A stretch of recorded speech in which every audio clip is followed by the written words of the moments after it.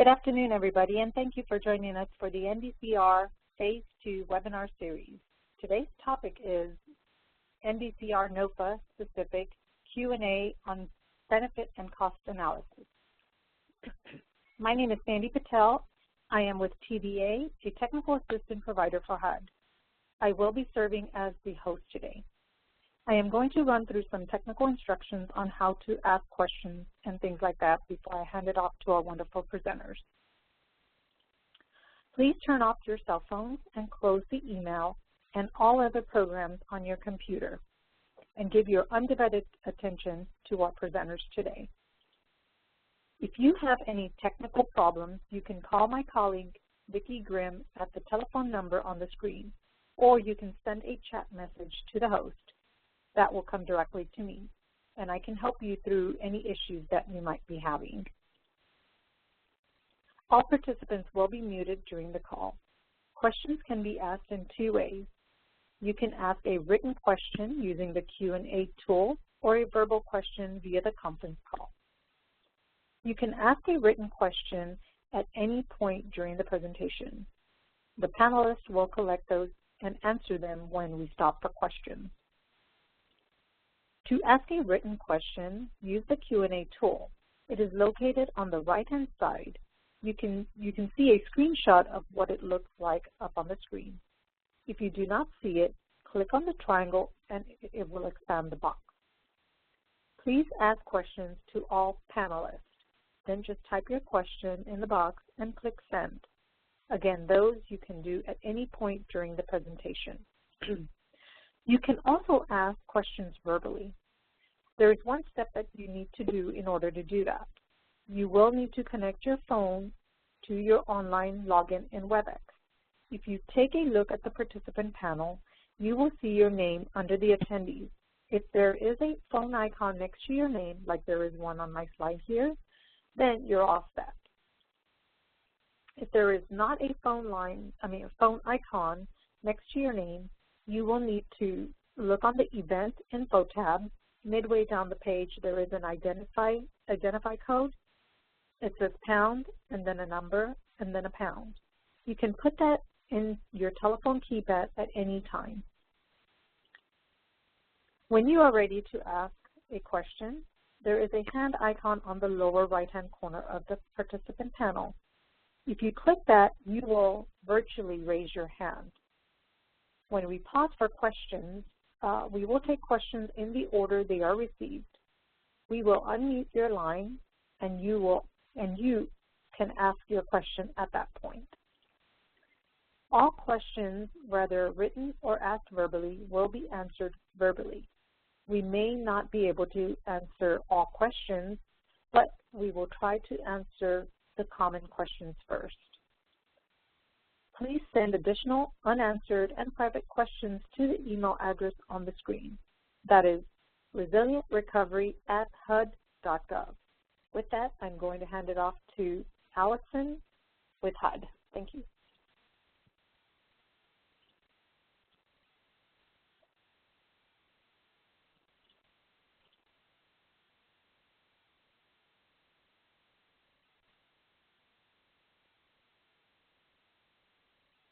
Allison?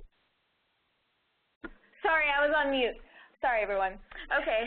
Hi, everyone, and welcome to this week's webinar on Benefit Cost Analysis Question and Answer. Next slide. Today, you're joined by myself, Allison Heck. I am on detail to HUD from FEMA, working specifically on this competition. I am joined with Sarah Jensen from the HUD Office of Environment and Energy. And we have an expert on the line as well from FEMA to help answer your questions, as well as members of our NDRC team, Lindsay, Jorge, and Duncan, regarding BCA requirements for the NDRC. And we're also going to provide a brief overview of the BCA requirements for this competition. So the agenda for today are to provide that overview, to talk about some NOFA updates related to BCA, and related requirements for non-covered projects. And I really want to emphasize that this is a question and answer webinar, so we're really looking for questions from you. We won't be presenting too much. We want to get really good thought out questions from you to help you further your applications and make them strong and robust. Next one. And this is just our general graphic we show each time. I can't believe it, but we're just about at having 3 months left until your applications are due, if I have my math right, yeah, on October 27th. And I also want to reference the fact that I know some of you who may be calling in, maybe fresh from the Rockefeller Resilience Academy and have your minds racing with all kinds of ideas. I thought that was a great academy, and for those that are going to the one next week in Chicago, we will have question and answer periods at that academy.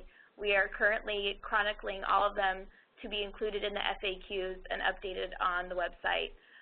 So all questions that are fielded by HUD at both academies will be made public.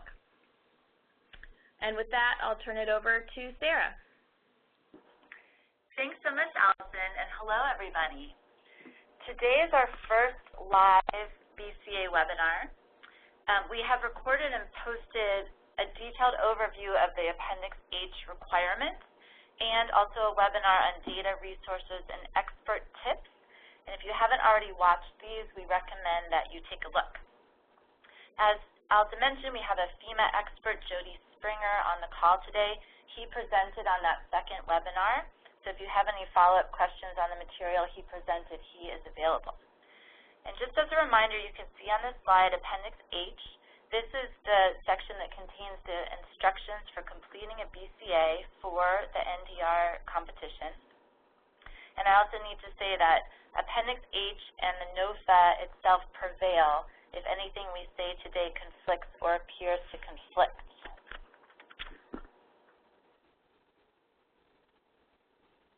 So those of you that have watched the other BCA webinars will recognize some of these slides today. Here's just a reminder that a benefit cost analysis is a look at all of the costs and benefits over the life of the project considered in present dollar value. For covered projects in this competition, your analysis must show that benefits are demonstrated by the evidence submitted to justify the cost. A covered project is a major infrastructure project or two or more related infrastructure projects that have a total cost of $50 million, including at least $10 million of CDBG-DR or CDBG-NDR funds. HUD specifically wants BCAs for covered projects to include economic revitalization and other social and community benefits. And at the same time, we recognize that cost-benefit analysis, or benefit cost analysis, rather, is difficult for community development objectives, and we're allowing and, in fact, encouraging applicants to include up to 3 pages summarizing other benefits and costs that are difficult to monetize.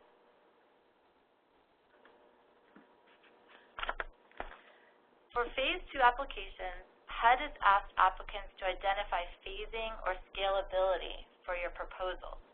In order to show that a scaled or single phase of a project has independent utility, applicants must perform a BCA on each component or phase.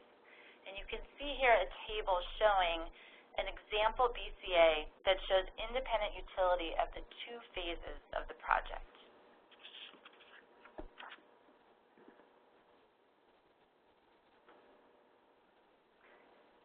Using an existing BCA. HUD will accept an existing BCA that has been accepted by the U.S. Army Corps, FEMA, or U.S. DOT, provided that it meets these criteria. So it must be for the same project as your NDR application.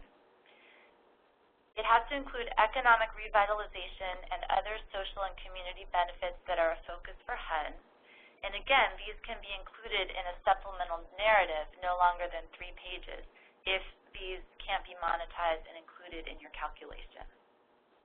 It has to include phases or scalability, as I just mentioned, and it has to justify using a modified discount rate. And I want to point out that if your BCA has to be run with the 7% OMB discount rate and have to use the basic assumptions outlined in Appendix H. Other agencies have different assumptions, so make sure to update your calculations if you are using a BCA from another agency. briefly, here's an overview of the three components of your BCA submission: the BCA calculation itself, a narrative description including a required table of benefits and costs, and a 3-page summary of benefits and costs that are difficult to monetize. We've had some questions about page limits, so I want to talk about that here. There are no page limits for the BCA calculation, although we do ask for this to be in one Excel or Word table, and we much prefer Excel. And there's no page limit on the narrative description. We also indicate in the NOFA that you can submit additional information or narrative explaining how you're monetizing costs or benefits, and none of this information will count against your application page limit. There is a 3-page limit to your summary of benefits or costs that are difficult to quantify.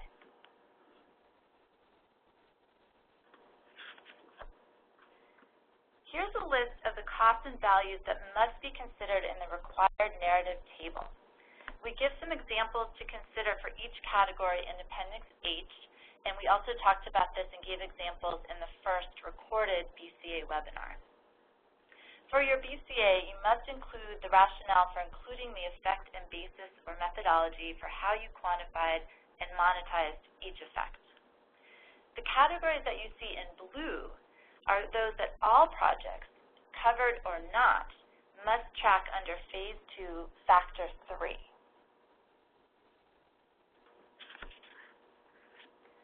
Here are the Phase 2 Factor 3 requirements for all projects.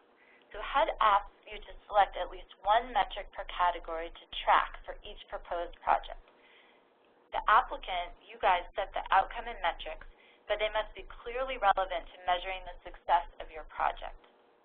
It's important that you consider outcomes for these values as much as possible as opposed to outputs.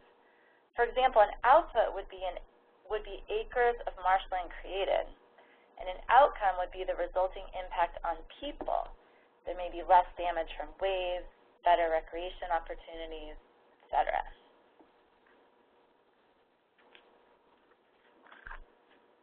There were 2 important updates between the Appendix H that was published with Phase 1 and the one published with Phase 2. The first update is instructions for programmatic BCAs, and the second is an update in the statistical value of life. Let's start with the programmatic BCAs. This update applies to applicants that are considering asking for money from HUD to run a mini evaluation and then make project-specific selections, much like a state CDBG program. If you're considering such an approach, HUD strongly cautions you about timing, since this money has to be obligated and spent in very tight statutory timelines. However, HUD has outlined an approach to the BCA for these cases where you won't yet know the specific projects. This language on this slide is from the updated Appendix H, so you can read it and get the details. And I want to point out that if you use this approach, if the total program, so the total dollar amount you're asking from HUD and for the program as a whole, meets the covered project definition, it triggers a BCA for each component or each project under your program, even if the individual projects are below the covered threshold. Here are the basic assumptions listed in Appendix H. And the last bullet is the value of statistical life, which is how you value the avoidance of injury or death as a benefit. These are the current numbers for FEMA, and they are reflected in the updated Appendix H. So if any of you printed out Appendix H in Phase 1, please make sure to go back and download the new version so you're working with the latest numbers here.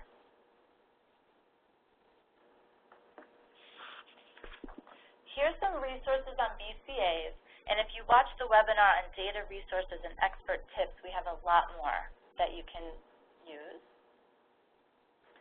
And now we'd like to open it up for questions.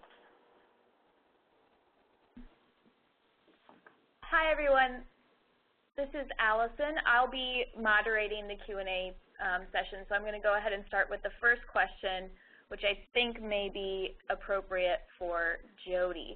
The question is, the frequently quoted NIBS document that demonstrates a 4-to-1 benefit cost ratio for disaster mitigation, while it discounted future property damages, used a 0 discount rate for the future benefit of reduced deaths and injuries. This was the philosophy. I have to scroll down to get to this is a carry-on question, sorry, of authors Adam Rose and Keith Porter, but seems to violate OMB guidance and DOT and HHS practice. The 4-to-1 has been quoted in several NDRC Phase 1 proposals. Should the 0 discount rate be used in Phase 2 benefit cost analysis? I mean, Jody, do you think you can answer that, or would you prefer Sarah? I can answer in terms of the study, since I am familiar with it. It was actually conducted before I got on at FEMA. So, yes, from what I do understand, that the 4-to-1 study did use lower discount rates, and I've heard even 0, and I've heard that they've actually used 2 and 4% in some areas of it. I will say that while I do see that 4-to-1 benefit cost ratio number thrown around a lot, what is important to remember, supposedly it was an independent study to assess the future savings from mitigation activities. So while the study does throw around 4-to-1 and that they used a lower discount rate than the 7%, as a federal agency such as FEMA, we do have to stick to the 7% discount rate. Another study you might be interested in if you're looking at numbers is the Congressional Budget Office did an analysis of the FEMA's pre-disaster mitigation program. They actually used the 7% discount rate for that analysis, and they found that the pre-disaster mitigation PDM program was at 3-to-1. So even using a 7%, it wasn't too far off from the other NIBS study of 4-to-1. Great, thanks, Jody. All right, we have another question. Does each phase having independent utility mean that each phase or component must have a BCR that less than or greater than 1, or just that each phase component must be a part of a logical related project and contributes to total benefits? Now, is that, Sarah, do you have a question? Yeah, I'll take a stab at that one. So the first thing to say is that HUD does not say in the NOFA or Appendix H that your BCR must be greater than 1. What we say is that you have to show that the benefits outweigh the cost. And so the 3-page that you supplement comes into play. So if there are benefits on, for example, community cohesion or some other value that's difficult to monetize, you can include that in the qualitative, and we'll take that into account. So that's the first thing I want to say. And then the second thing is that, so that is the standard that applies to the project as a whole and to the components and phases.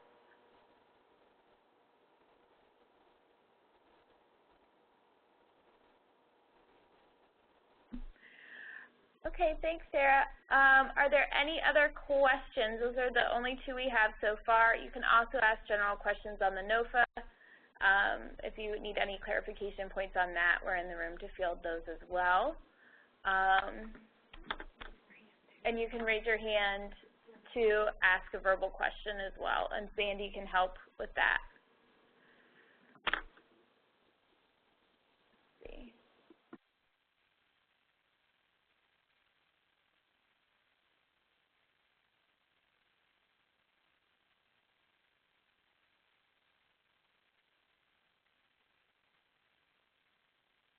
Allison, there is a question in the Q&A. Oh, great, thanks. Ben, can you, let me see. Oh, she might be thinking she might not know that. Oh, I think that's the, that was the 2-parter question. That's been answered. Oh, here we go. The BCA overview webinar stated that BCA narratives must be evidence-based.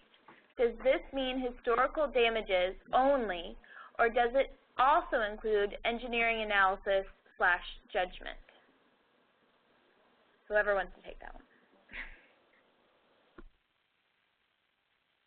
How about, I'll start, Jody, and then you can weigh in if you have any comments from your experience. We really want the BCA to be grounded in data and evidence, and so, but we're not limiting it only to historic damage. FEMA has a lot of models on how you can assess future damages that may occur from a similar disaster.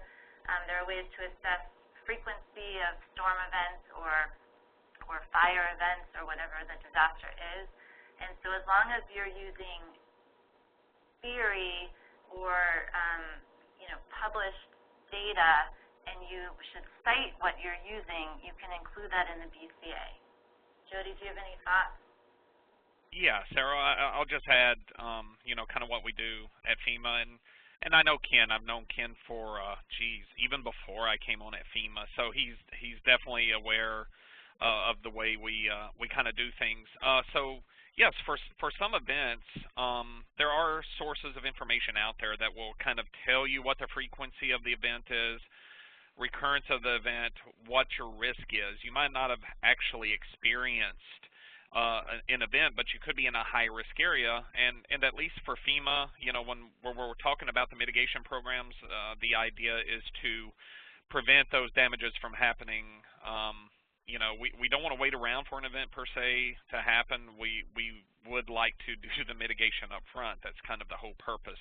In the past, we would tell people, we were kind of a little bit more strict and say, hey, you have to have demonstrated damages before we'll mitigate you. But that didn't make sense. We were telling people, hey, you need to have a lot more losses before we'll invest to avoid those future losses. So at least from some of the FEMA programs, we do allow the engineered estimate as long as it's based on, sound judgment.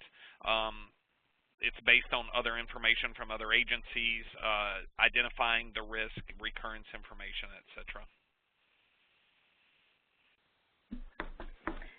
Thanks, guys. All right, we have a few more questions coming in. Could you provide more clarification on the 50% LMI benefit? Is it 50% of funds must benefit LMI, or 50% of all beneficiaries must be LMI?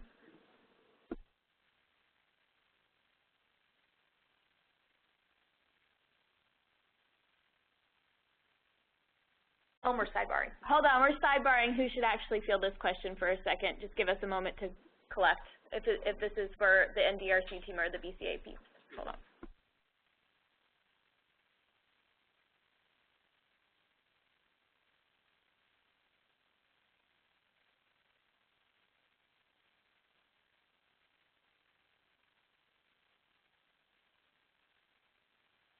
I want to make sure. Oh, sorry. Hi, everyone. So this is one we think we will need to have Jesse weigh in on directly, so please submit that to resilientrecovery@hud.gov, and we'll make sure it's posted in the FAQs. Okay, so we'll move on to the next one. What weight will the qualitative part hold as compared to the quantitative for the BCA? So we don't have an established weight. What we say in the NOFA is that the benefit of the project, and let me see if I can find the language.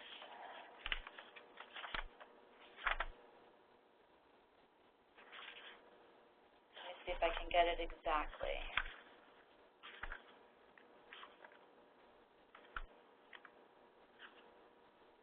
Let me come back to that one. So I can read exactly what we say in the NOFA. Can we go to the next question and then I'll find that answer? Sure thing. So the next question are, do costs need, is that what I just said? Yeah, I'm sorry. If some BCA calculations are done using FEMA BCA software, can we attach the FEMA BCA software outputs as documentation? And will HUD have the software and expertise to open, read, interpret the FEMA BCA results?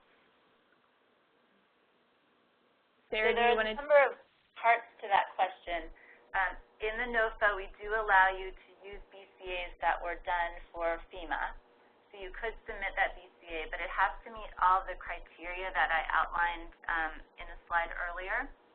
So you need to make sure that you include the economic development and revitalization and other issues that HUD wants to include.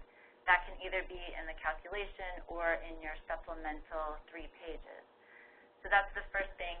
You would have to make sure that you're running it with the HUD assumptions that are outlined in Appendix H. So you have to make sure that that is the case. And also remember that there's 3 parts to this. So you would still have to do the narrative description requirement that's outlined in Appendix H. And as far as HUD being able to open the document and run the software, we would not be able to do that, I don't think. And so you would need to submit it in a form that we could review it, and that if there are any calculations or assumptions or data that FEMA would just be able to pull from the software, you would have to outline that for us. And remember, there's no page limit, so you can, if that's the case, you could just submit some extra pages describing the BCA.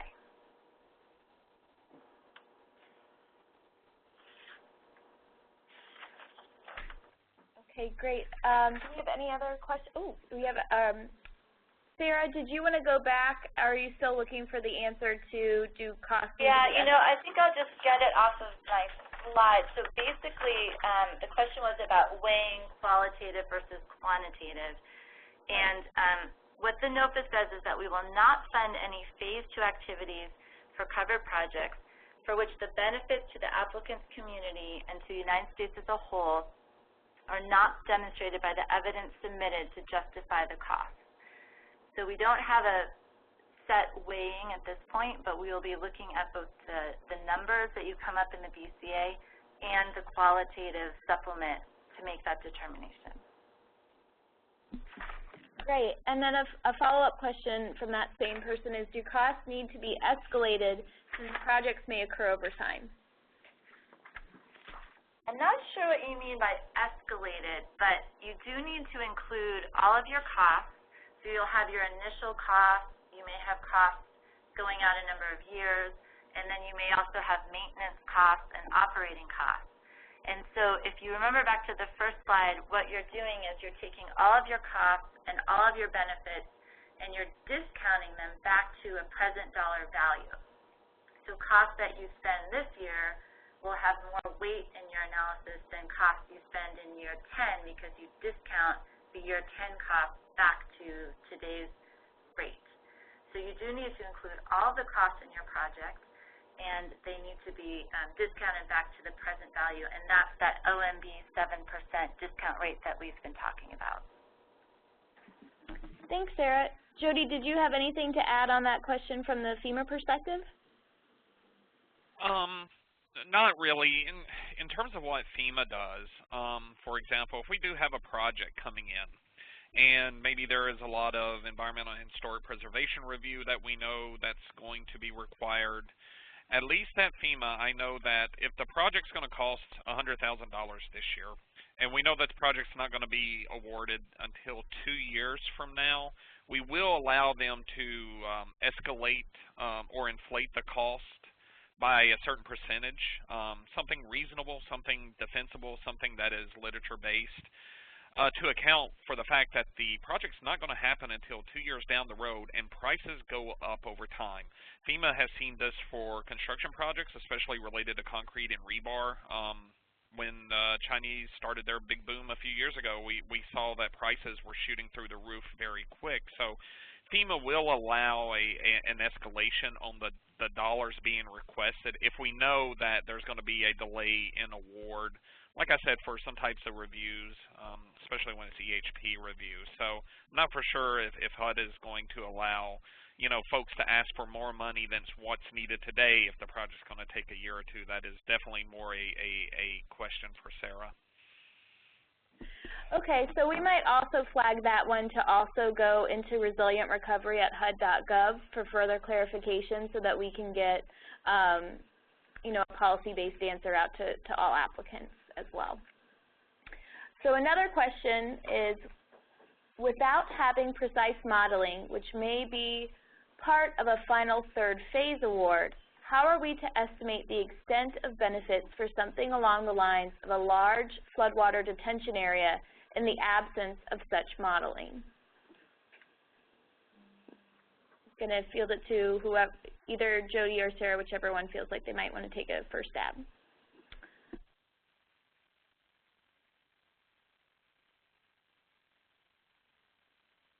Okay, this is Jody. I guess I'll take the first stab and at least, address how FEMA would address it. In regards to construction of large floodwater detention basins or areas, I know at FEMA we are looking for some type of modeling.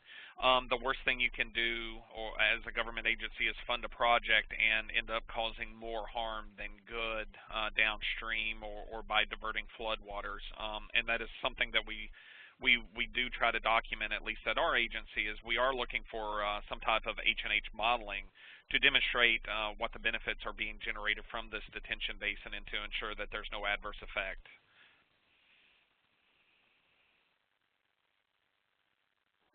Thanks, Jody. Sarah, did you have anything you wanted to add to that? I do not. Thanks, Jody. Okay. I think we've answered all of the questions thus far. Again, you're welcome to raise your hand to ask a question verbally through WebEx, or you can ask additional NOFA questions for the NDRC team here in the room. You have us until 4 o'clock should you wish to keep asking us questions. Oh, do you want to go back to that one? Okay, we're going to do a quick clarification. Duncan's going to field the question on, could you provide more clarification on the 50% LMI benefit? Is it 50% of funds must benefit LMI, or 50% of all beneficiaries must be LMI? Yeah, so this question really kind of gets to where you can spend CDBG-NDR funds. And as you know, that's in your mid-earned target area. So what you need to do is refer to your Appendix A, your post-award requirements. And in there we state that 50% of funds must benefit low and moderate income persons. So it's not that 50% of all the beneficiaries must be LMI, but 50% of funds must benefit low and moderate income persons. So there's your answer. That's on page 20 of the Appendix A, post-award requirements. Thanks, Duncan. Do we have any other questions coming in?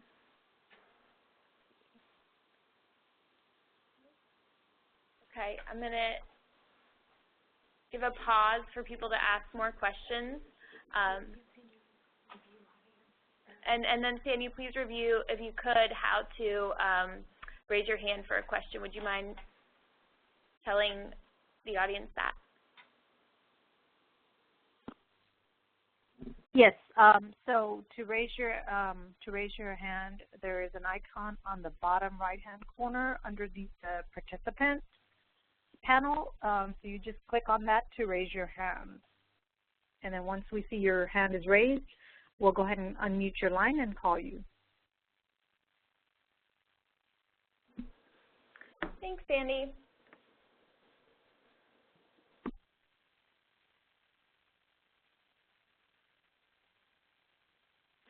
All right.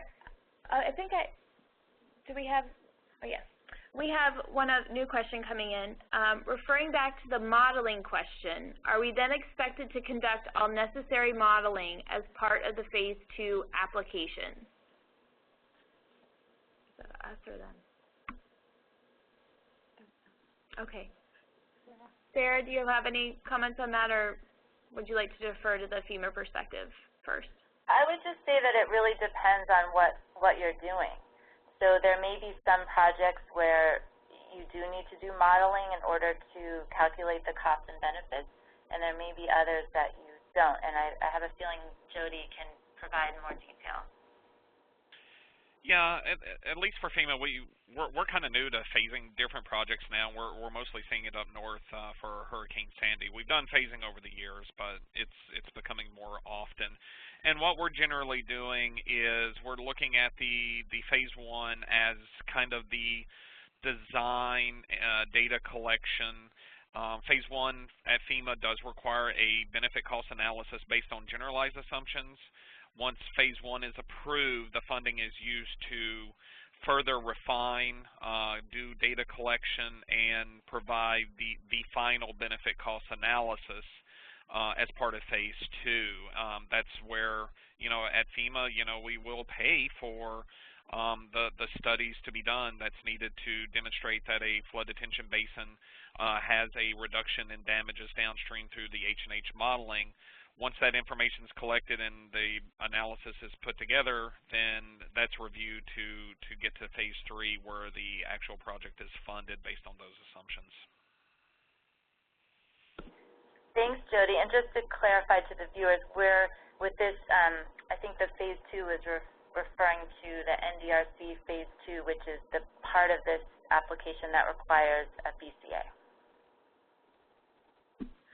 Thanks. And I would also suggest that question come in through resilientrecovery@hud.gov so that we have a FAQ posted on that as well. That's a good one to submit to us.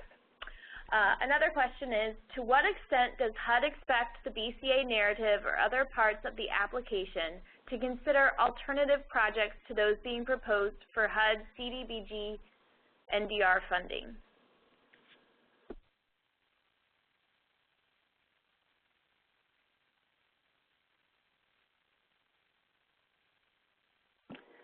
Well, one of the things that is highlighted in the NOFA, and we talked about in the earlier webinars, was the link between your NEPA, and that's the environmental review, and the BCA. And the OMB circular talks about discussing alternatives, and your NEPA analysis also needs to discuss alternatives. So within the boundaries of the guidance from OMB and NEPA, you can make decisions about presenting alternatives. Does anyone on the NDRC team have anything to add? No, I think for now that's good. It might be another one that requires clarification through resilient recovery. Yeah. Okay, so another follow-up question. From what I am hearing, modeling is not required but can be used to further refine the analysis. Is this a correct interpretation?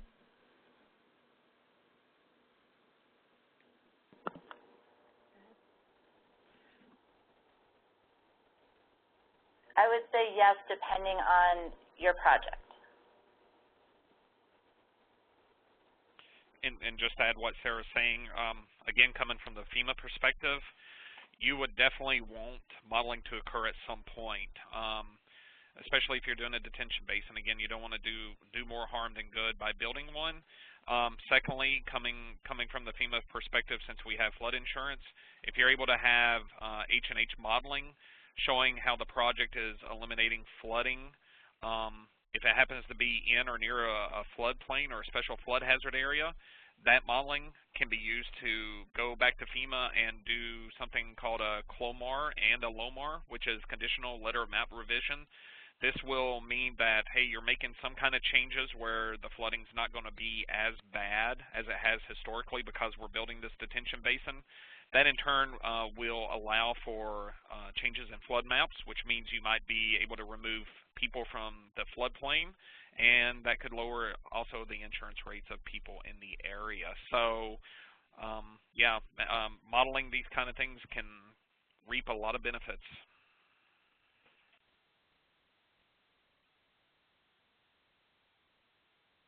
Thank you, Jody.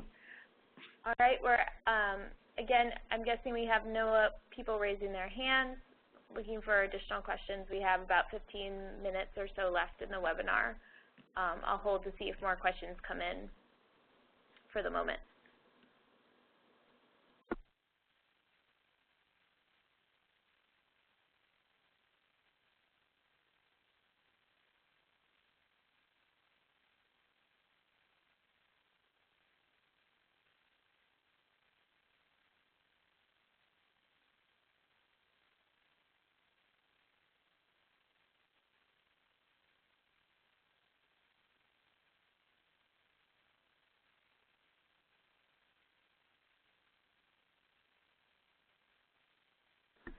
Sarah, I'm going to ask a question that came up during the Academy earlier this week that you can field, which was, what is the unit of analysis for our BCAs that we're asking for as a part of this application?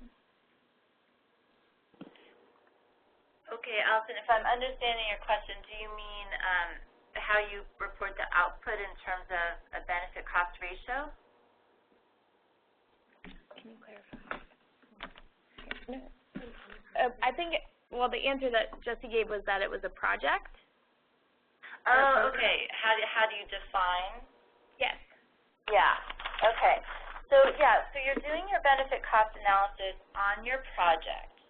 But I just want to point out that the NOFA and Appendix H direct you to aggregate together any logical function or geographical components. So you want to look at the whole project and aggregate related activities. And the other thing is that if you're counting activities towards the long-term commitment requirement in your Phase 2 application, that has to be included in your benefit cost analysis. So it needs to be included as part of the project. Does that answer, Allison? Yes, it does. And I would ask another thing that came up was the inclusion of that long-term commitment in the BCA, if there's any other additional words of wisdom you have on how that has to be included. That may be something we can think about and put out on the FAQs. I don't have anything off the top of my head. Okay.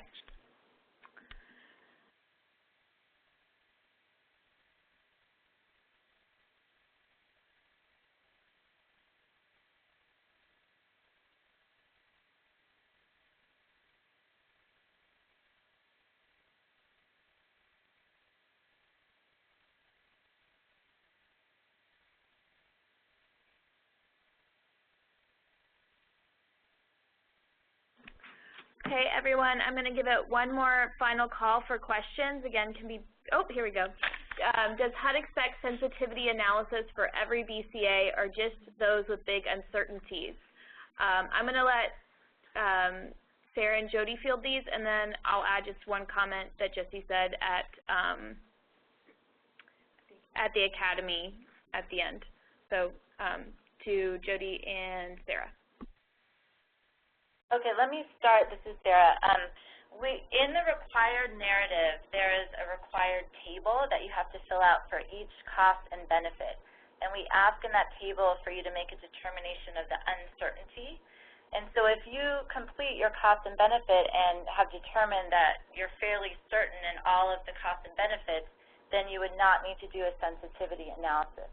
But if you've completed that table and some of them you're really uncertain about the benefits or the costs, then we would want to see a sensitivity analysis. And one other place where we want to see a sensitivity analysis is if you choose to, in addition to the 7% discount rate, if you choose to use another discount rate, and it has to be no lower than 3%. But if you do choose to use another discount rate, that would be something that you would perform as part of a sensitivity analysis.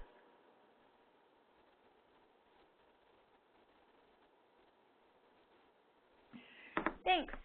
Jody, did you have any maybe expert tips about sensitivity analysis you might want to add in there? Okay, that's kind of funny because FEMA, when we do benefit cost analysis, we don't really address or deal with sensitivity analysis. We like to deal in absolutes. It makes our job a little easier when you have one number and not splitting between less than 1 and a greater than 1 ratio. So from our end, no. Thank you, Jody. What I was going to add that Jesse had said, Sarah already addressed, which was if you think you can justify a discount rate other than the OMB and you want to reflect that, the place to do that is in your sensitivity analysis. And again, that will be posted in the FAQs because it is coming out of the Denver Academy. So this is the last call I'm going to say on questions. I'm going to give it maybe 2 minutes, so get your questions in now on anything if you have them. We're here to take them.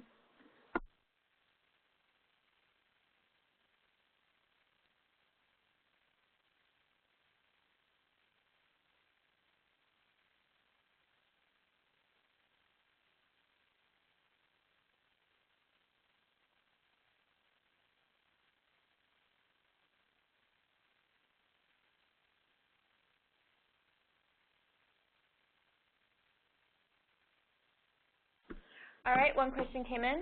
It appears that a lot of information is being requested, such as sensitivity analysis or studies that need to be completed in the few weeks.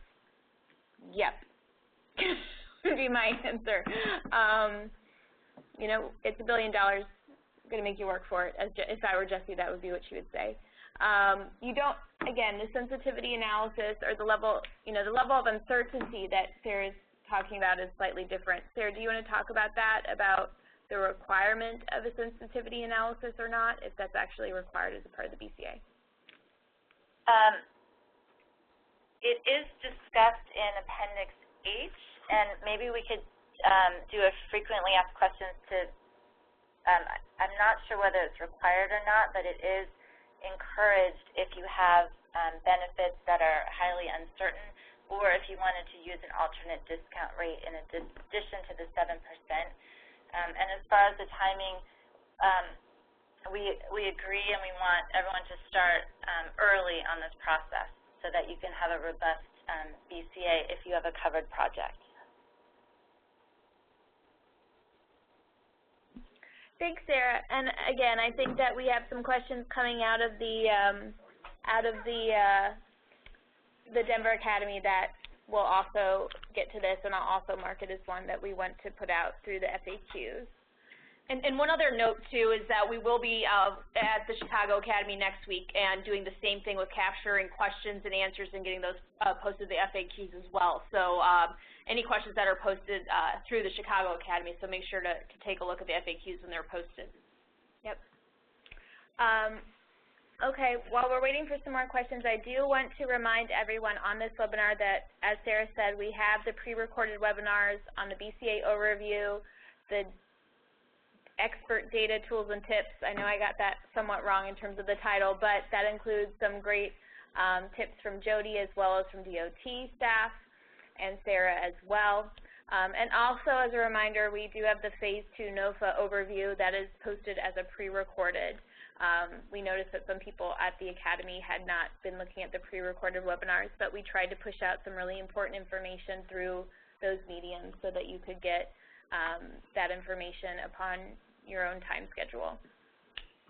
And I think we also have another BCA analysis Q&A scheduled for September 17th. Correct, Sarah? Is that what you have on your schedule? Yes, that's correct. Okay. And so as you continue to crunch the numbers, please feel free to submit questions through resilientrecovery@hud.gov.